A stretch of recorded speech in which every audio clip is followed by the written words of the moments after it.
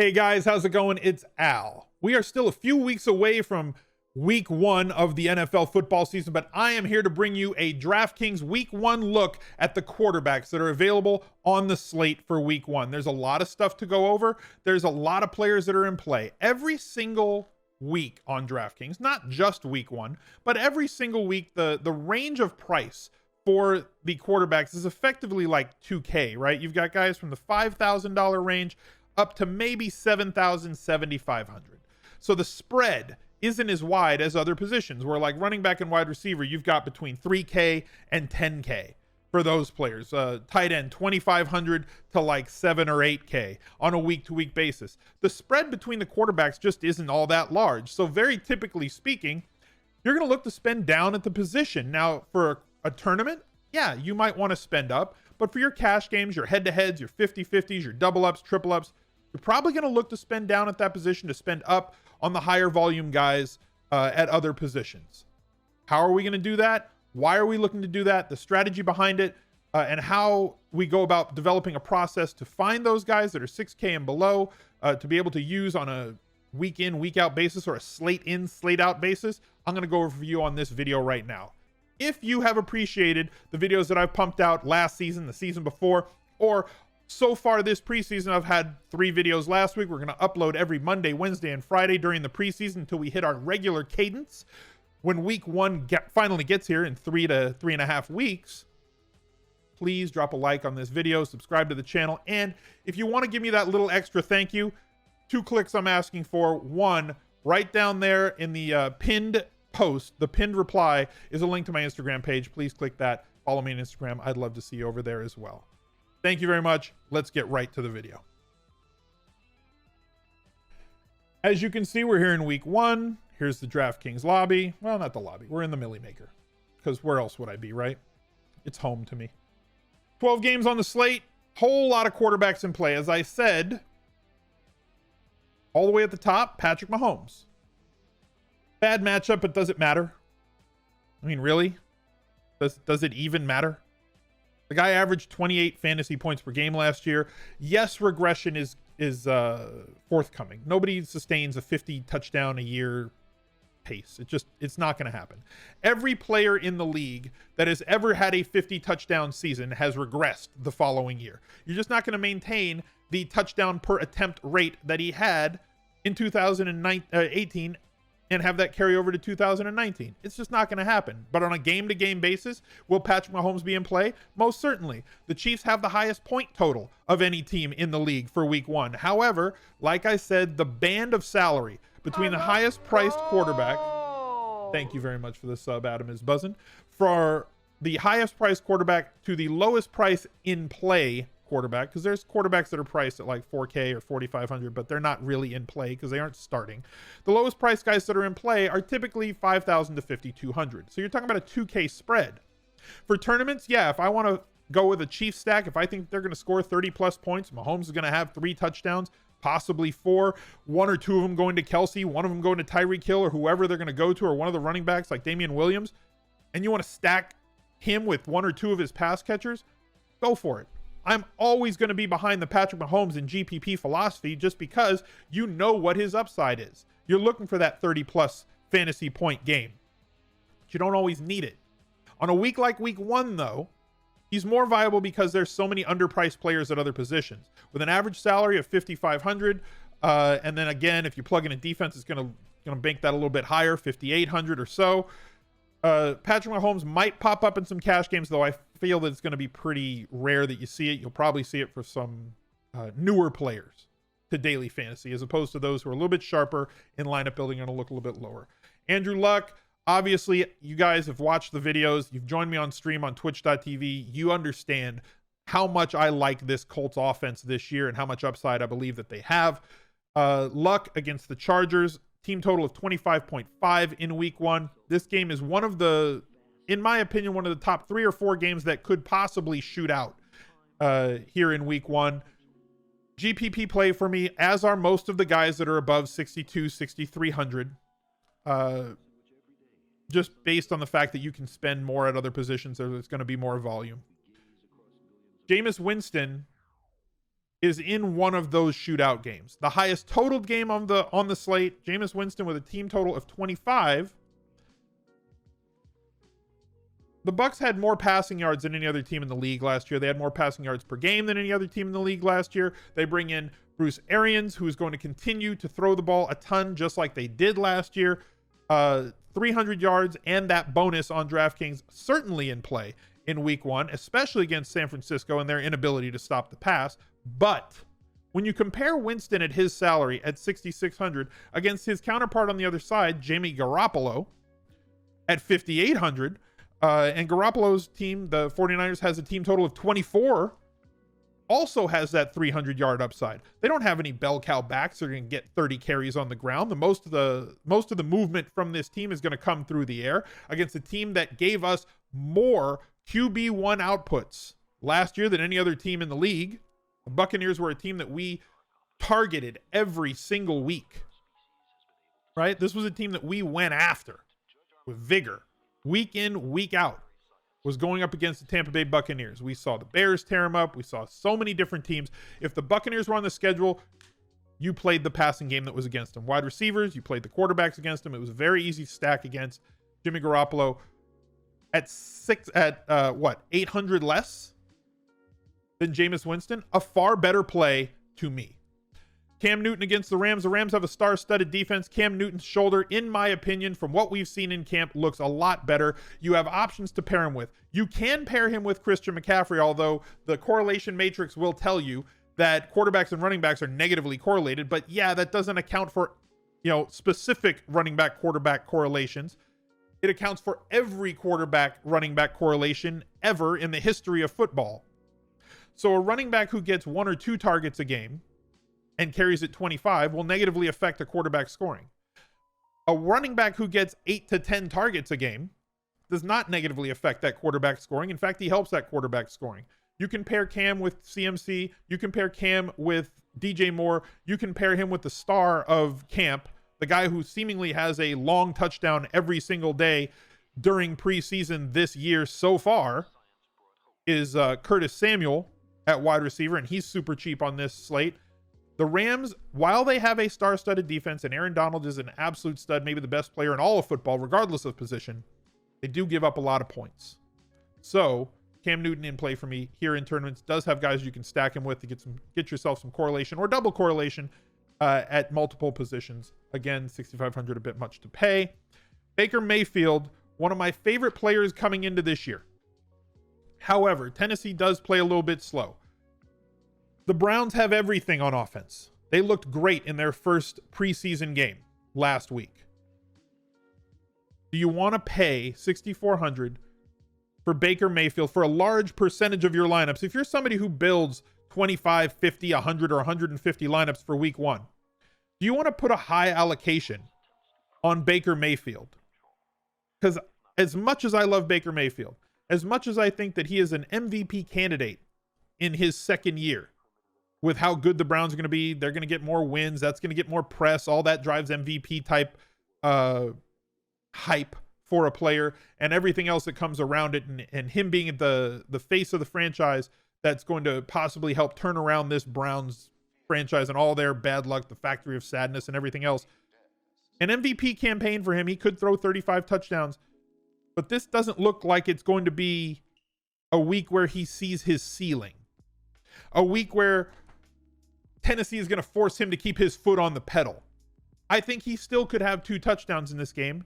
Maybe he has 3. Maybe. But it's also very possible that they get a turnover that becomes a touchdown in the first half. It's very possible that Nick Chubb runs one in on the ground in the first half. It's also very possible that he has another touchdown or 2 touchdowns in the first half, giving them a large lead at halftime. Now, I'm not going to say that he's going to get pulled because that would be dumb. Players don't really get pulled in the NFL unless they're up 40, right? That's not something that happens. That's a college thing. But in the NFL, if you're up 17 to 24 points in the third quarter, they're going to start slowing down. They're going to run the ball with Nick Chubb. They're going to run the ball behind that offensive line. They're going to do what they can do. That offensive line, not one of the best in the league, but it is improved from last season. There is a chance that the Browns get up in this game against Tennessee, who already we know is probably going to play very slow and try and limit the Browns, not effectiveness, but limit their opportunities offensively, which means to me that this may be a week to fade Baker Mayfield. We're a few weeks out. I haven't completely made that decision, but there are other players on the board who I think I like a little bit better. Now, in his defense, there are 9 quarterbacks on this slate that have a team total of 25 or above. The Browns are one of them, right? There are 5 QBs on this slate with team totals of less than 20. Only one of them is playable. We'll get to him later. But 2 of those QBs, there's 2 other QBs that are under 5,500 who have a team total of 24 and 24.5. I'd much rather pay down for one of those guys who have a team total of 0.5 and 1 point lower than Baker Mayfield in better environments for quarterbacks, albeit Baker Mayfield at home. That we can save that 1,000 and maybe spend it at 1 or possibly 2 other positions. Russ Wilson, you don't get a lot of volume, but you do get a lot of effectiveness out of him. Another season with 30 plus touchdowns for Russ Wilson, but his volume was way down. His touchdowns per throw looks like it's unsustainable. I think that his touchdowns are going to come down, especially on a per game basis. They do want to run the ball. They do want to slow play. They don't want him to throw it 35 to 45 times. They want him to throw it 25 times a game. That's not great for us in fantasy. Volume at quarterback is the one position that does not always lead to fantasy points. Efficiency does. He was extremely efficient. It's also the hardest thing to maintain on a year in, year out basis, is that sort of efficiency when you don't have the volume behind it. Russ Wilson at 6,300, I might consider. He's lower on the number for me. He's somebody that I don't really want to attack, albeit they are one of those teams that does have a high team total. I think we kind of want to attack here with the running backs, probably more so than Russ Wilson. Chris Carson, probably a better play. If you think Penny's going to get enough carries at the lower price, he might be the better play. I'd much rather have shares of one of his pass catchers like Tyler Lockett than have shares of Russ Wilson when I can get other quarterbacks that might have a little bit access to a higher ceiling. Jared Goff, every single week, Jared Goff has, high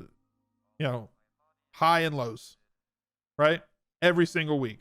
Last year, he had home road splits that were off the charts. The year before, they were split. They were the other direction.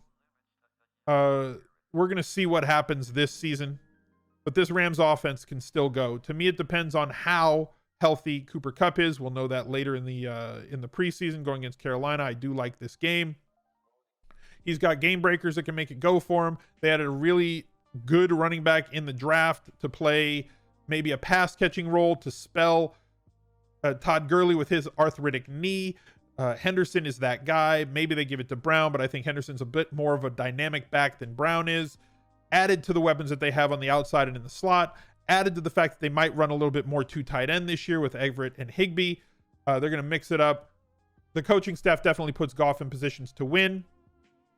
And again, they're one of the teams with the higher team totals, a team total of 27 for Jared Goff in week 1. Matt Ryan against Minnesota. Love the Falcons offense. Love Matt Ryan and Julio Jones. Tough to play them against Minnesota in Minnesota. It might be one of those off the board stacks. You're not going to have them at a really high percentage owned in week 1 because of those situations. I don't want to make predictions 3 weeks out. I don't. But again, Tampa Bay, softer defense. Carolina, different story. Arizona, terrible defense. Green Bay, bad defense. Baltimore. That's a problem. Dallas held the ball last year against them. 14 fantasy points. At Pittsburgh, 15. You're going to see these spikes. Bad team, bad defense, shootout galore all the time. In division, shootout galore all the time. Philly, tough D. 9 fantasy points. I think I'm going to wait on Matt Ryan. I don't know that I need to go after him in week 1. He is one of those totals, team totals above 25. I don't know that I want to go after that game just yet. Now, Lamar Jackson, the quarterbacks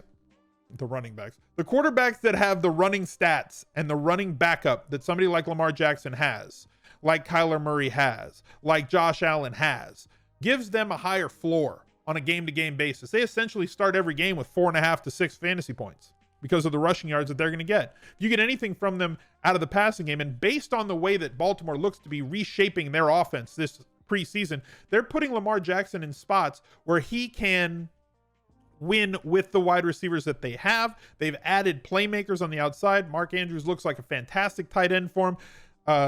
Mark Ingram is a very viable asset in the passing game on short dump-offs, as is the rookie Justice Hill. They have weapons around Lamar Jackson now. He has a full offseason as the starter with a playbook tailor-made for him to be successful. Did he have some issues with accuracy last year? Unquestionably. But I think that he can take some shots downfield and possibly give you the yardage that you need. This is Lamar Jackson to me is effectively like Tim Tebow with a better arm, with more arm talent, right? You're going to get the floor.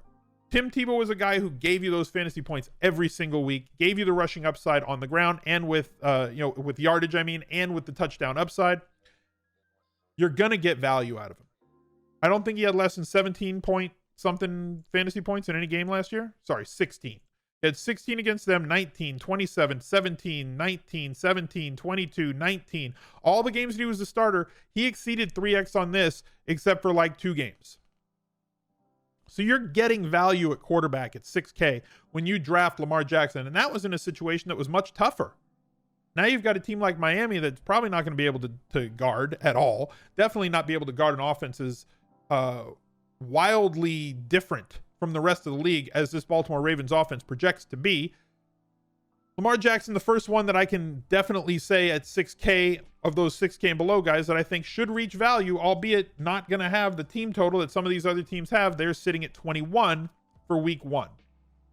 Again, rushing changes everything. Phillip Rivers against Indy. I'm never thrilled to play Phillip Rivers. Is anybody ever thrilled to start Phil Rivers in daily fantasy? Like, you do it from time to time, but like, it's nice. It's not thrilling. Where's the upside? You know, against KC, sure. You know, everybody puts up tons of fantasy points against KC last year. They scored a ton of points. They forced quarterbacks to keep their foot on the throttle and keep throwing because you're playing from behind. Their defense was not good enough to stop anybody, so they allowed a lot of points against them. But where's the upside with Phil Rivers on a week-in, week-out basis? He's not going to run. So you don't have that possibility like you have with Lamar Jackson or a Josh Allen or a Dak Prescott who's had 6 touchdowns each of the last 3 seasons on the ground. You don't have that extra switch to give you the upside. So he's fine, but probably not going to be one of those guys that you really target. Same price point, Dak Prescott. There's the difference.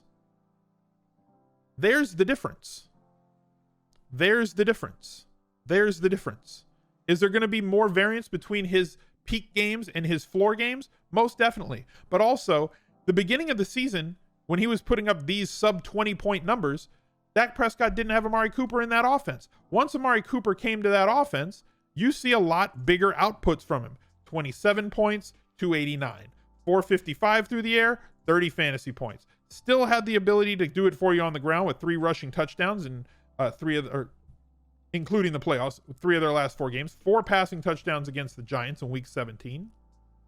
Dak Prescott to me has way more upside than somebody like Phil Rivers. If you're looking for somebody who can help you win a GPP, I'd rather have Phil Rivers targets, Hunter Henry, guys like Keenan Allen, whoever the running back is going to be, if Melvin Gordon's there, if Melvin Gordon's out, if it's Austin Eckler, if Melvin Gordon sits. I'd rather have the guys that he's throwing the ball to or that are getting the carries than to roster Phil Rivers. I'd rather have a quarterback that can possibly unlock a ceiling game. We already spoke about Jimmy Garoppolo, somebody who can unlock a ceiling game without the rushing ability because of all the targets that they've added in this system. A lot of people are going to look at Jimmy Garoppolo and say what he did 2 years ago when he was brought to this system in the middle of a season, had to learn a playbook with no weapons. Then he got hurt last year. Jimmy Garoppolo going into 2019 is a different animal. than he was 2 seasons ago, than he was going into last year. This offense has added players like Deebo Samuel, Dante Pettis. They already had George Kittle, who has now come into his own. They have Jalen Hurd now in the slot after losing one guy. They still have Goodwin, who he had great chemistry with a couple of years ago when he came over to this team. And he's been the guy with the same playbook, same verbiage, everything else, and going against that one team, Tampa Bay, that we targeted all season last year at 5,800. Definite chance at a ceiling game here. Carson Wentz, one of my MVP favorites on the year. We'll talk about that when we get to the sports betting video. We look at some futures bets on the season. Carson Wentz, in my opinion, with the weapons that they have on that team already, and they added somebody like Djax, who has been the best boon for a quarterback and their efficiency with what he can bring to a team and bring to an entire passing game, not just himself, but how he affects defenses, which opens up everything else for a quarterback and as many shots downfield as Carson Wentz takes. At 5,700, Carson Wentz definitely in play for me in week 1. Multiple touchdowns, possibly 3 in order. Now, Josh Allen, the one player on the board, one quarterback who has got a team total under 20 that I think is playable this week in week 1 is Josh Allen. 5,600 only. You're not doing it because you think he's going to have multiple touchdowns through the air. You're not. Maybe he has 2. Maybe. He ain't going to throw it a ton. He shouldn't. Not against the Jets. In division opponent. On the road. But this is why you want to play him. Right here. That massive rushing floor. Plus this massive rushing upside. A quarterback who can get you the bonus on the ground. Touchdowns on the ground. 1, 2, 3, 4, 5, 6 rushing touchdowns. That's the upside that Josh Allen can bring to your team, to your fantasy team, without having a team total that's 25 or above. Him, Lamar Jackson, probably the only 2 quarterbacks in the league that I can put that on. That they can have low team totals and still be a quarterback that I want to target because of their involvement in their team's need for them to be what they are on the ground and really help them facilitate that and move the ball downfield, not just with the pass, but allow them to escape the pocket and run. And Josh Allen, a very capable runner with the football. The player that I expect to be the highest owned in week 1, Kyler Murray. His running ability, we've already talked about him ad nauseum. They're going to throw the ball a ton. They're going to get it out quick. He looked good in his first preseason game. There's going to be mistakes. There are. I think there is some trepidation here for me, at least, with the Detroit Lions defense and the way that the Detroit Lions want to play on offense. Detroit wants to slow the ball down. They want to run the ball a ton with their offensive coordinator and with their coaching staff. And they want to guard. He's a legend. LaFlame, thank you very much for the sub, my man. Appreciate that. How you doing this morning, dude? They want to slow the ball down, which is going to continue to keep other offenses off the field. 9/11, thank you for the sub, man. 10 months with a tier 1 sub. That's going to keep them off the field. And if you look at how running quarterbacks did against Detroit last year, they struggled a little bit. They do a good job of containing. Now, maybe they can't contain Kyler Murray. Maybe he's just that dude. And maybe he can't be contained. Maybe he's just that fast. Maybe he's Mike Vick 2 with greater accuracy and greater efficiency. And if he is, God bless all of us. It's going to be a fun ride and a lot of fun to watch. I think he's going to carry a really high number in terms of his percent. A lot of people are jumping on the Kyler Murray bandwagon. A lot of people want to play him in week 1. They see Detroit as a target. I personally don't view Detroit as a target. I don't. I think Detroit's going to have a good defense. And I think that they're going to be tough for running quarterbacks. And I think his ownership might be a little bit overblown, but we'll see as we get closer to this season. We will definitely be doing a week 1 first look, which will have all the news that you need to know. We'll do the Friday question and answer and possibly more stuff, as well as my ESPN article, Best Buys, which is available with ESPN Plus. If you're a subscriber to that, it comes out every Thursday. I'll have a much more informed take as we get closer to the season on how I feel about Kyler Murray in week 1. I love Kyler Murray in season long. I think he is most certainly the favorite for Rookie of the Year. But in terms of daily fantasy, I think he'll pay off the salary here. Okay? I think he's going to have somewhere between 15 and 22 fantasy points. I haven't decided how much percent of the time he is going to have a ceiling game here. I don't know how often Kyler Murray is going to get a 30-plus fantasy point day when he's got a team total of 22. Now, if he runs 2 touchdowns in, and that's my take when week 1 gets here, I'm wrong, and I will admit it. But for right now, this looks like a tougher spot for Kyler Murray than most people are willing to admit in week 1. Kirk Cousins going up against Atlanta. Atlanta, one of the most giving teams against opposing quarterbacks the last few seasons, right? Like mostly against interior. We target running backs against them because they boost running backs in the passing game. That's their scheme. Same thing with tight ends. Cousins with a team total of 22. Now, if you ask me, do I want to play Cousins at 5,500 or Kyler Murray at 5,600? With the same team total, give me Kyler. And I've just told you all the drawbacks with that. If you look at how Minnesota's offense ran the first 8 weeks of the season versus the last 8 weeks of the season, they threw it a lot more early than they threw it late. This is a team that wants to run the heck out of the ball. There's another team just like Detroit that wants to slow the ball down. There's another team that wants to ride on running game and defense. They definitely have weapons on the outside with Thielen and with Diggs. They can go off even against this Atlanta team, which kind of mutes effectiveness for players on the outside. I think that Dalvin Cook's going to be part of the chalk for week 1. If you want Cousins, he's a nice leverage play to that. I don't know that he has as much tournament upside as some of the other quarterbacks that we've talked about so far on this slate. Now we get to the 2 guys that are under 5,500 that, to me, with the team totals that they have, look most playable. If you can stomach it, Nick Foles and the Jacksonville Jaguars, with guys like Dede Westbrook for him to throw to, as well as some of the other guys on that passing team, DJ Chark, as well as Leonard Fournette being more involved in the passing game than we want to give him credit for. Nick Foles at 5,300 against a team that you know is going to score the ball. They're playing at home. I don't think that Kansas City throttles them 42-0, which means that they probably get to that team total of 24 fantasy points for 5,300, as opposed to paying up for somebody like Cam Newton, who has a team total of 24 with a salary of 6,500, 1,200 less for a guy like Nick Foles. There's one of your value plays at quarterback, and also Matthew Stafford. For all the reasons that we want to avoid players like Kyler Murray playing in pace down situations, you want to target quarterbacks playing in pace up situations.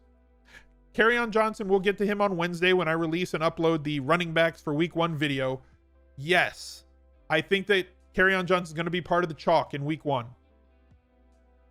But if the Lions are going to get more plays on offense, and Arizona's defense losing their safety and losing Patrick Peterson, this is going to be a defense that plays bad and an offense that wants to play fast.